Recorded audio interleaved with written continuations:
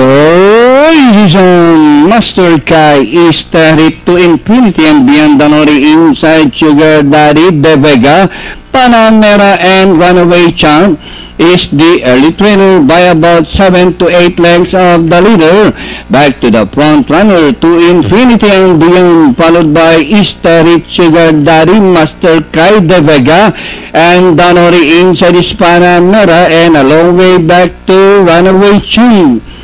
And passing the last 850 to infinity and beyond by Halenkena, followed by Sugar Daddy on the outside. De Vega moving up by Dural and Panamera, and rounding the far turn, De Vega takes the lead from to infinity and beyond.